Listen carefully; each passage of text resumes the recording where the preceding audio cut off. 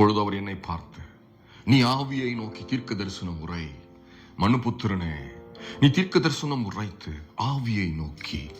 கர்த்தராகிய ஆண்டவர் உரைக்கிறது என்னவென்றால், ஆவியே, நீ காற்று திசை நான்கிலும் இருந்து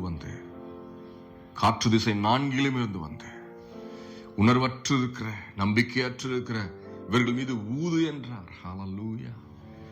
தேவனுடைய காற்றிலே அவருடைய ஆவியின் வல்லமை காணப்படுகிறது.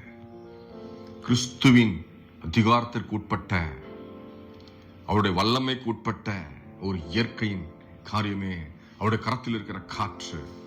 இந்த தெய்வீக காற்றை நான் உங்கள் மீது இப்பொழுது அனுப்புகிறேன்.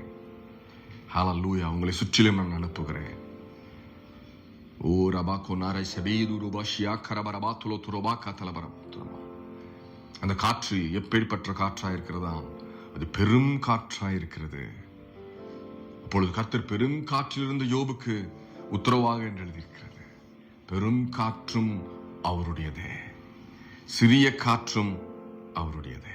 ஹல்லேலூயா, ஹல்லேலூயா. இப்பொழுதே இந்த சத்தத்தை கேட்டுக்கொண்டிருக்கிற இந்த நொடியிலே உங்களை சுற்றிலும் ஒரு தெய்வீக உணர்வு உண்டாகிறது. உங்கள் சரீரத்தில் ஒரு ஒரு ஒரு மென்மையான, ஒரு குளுமையான ஒரு தொடுதல் உண்டாகிறது. உங்கள் காயங்கள் மறைகிறது.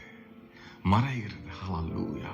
இயேசு கிறிஸ்துவின் நாமத்தினாலே உங்களை பாடாய்படுத்தி வந்த, உபத்திரவப்படுத்தி வந்த கவலை என்கிற பிசாசு உங்களை விட்டு நீங்கி போகத்தக்கதாக தேவனுடைய வல்லமையை அனுப்புகிறார். பெற்றுக்கொள்வோமா? ரபாத்தினே குரு ஷெலவாக்கரபாத்துனமா.